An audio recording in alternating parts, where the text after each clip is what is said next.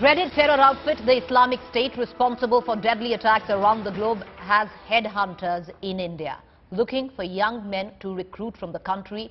This revelation has sent alarm bells ringing in the corridors of power. A high-level meeting as we speak has been called by the government on how to tackle the terror threat. Well, it just got over is what we are getting to know right now. The police chiefs of around 12 states have reportedly attended this meeting. It was chaired by Rajnath Singh. Let's quickly listen in to all the reactions that we got after this meet culminated. All right, on your television screen, we're going to get to you that reaction of Rajnath Singh. But let me take our viewers through the very latest that we are tracking.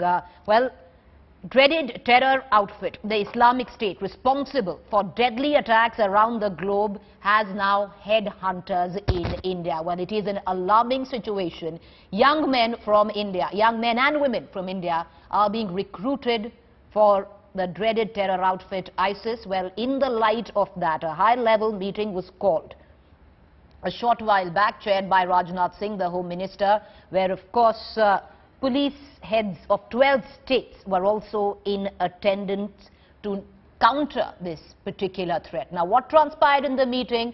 What were the takeaways? I want to cut across to my colleague Maushmi. She's joining us live for the very latest. Maushmi, can you take us through on what was discussed in this particular meeting, the biggest takeaways? Preeti, a very crucial and critical meeting. This lasted for around 4.5 hours. You can see vehicles coming out of CRPF Institute. These are vehicles of police chiefs of various states from Karnataka, Maharashtra, Andhra, Telangana, Jammu Kashmir and Uttar Pradesh. So clearly a meeting that did discuss the details threadbare of how to tackle radicalization of Indian youths. There have been increasing intelligence reports that have indicated that the IS is planning to infiltrate in India through social media and influence Indian youths to carry on their purpose, their mission, and the Indian authorities have been increasingly concerned. There you can see various DGs leaving the meeting spot, which was supposed to last for only about 2.5 hours, lasted for more than 3.5 hours, and clearly the IB chief has actually detailed out an action plan of what and how to tackle this menace, because this is a new weapon. The social media is being used by the IS increasingly. Lately, around 25 youths were leaving India for various countries in the Middle East. So, how to tackle this menace in your states, how to monitor and increase surveillance on social media, how to counsel these youths and enroll communities to spread awareness is the biggest challenge that the Indian security agencies are confronted with, and they are not now taking the matter lightly, which was not a really big threat 3 months back when the Home Minister Rajnath Singh had given a statement, Preeti, in the Parliament saying that IS presence was minimal in India. You know, Maushmi, just take us through the details that you know that you've been able to find out. Of course, now the threat being taken to at the highest level, like you pointed out, the action that is going to be taken. The IB chief, they're strongly recommending action on this.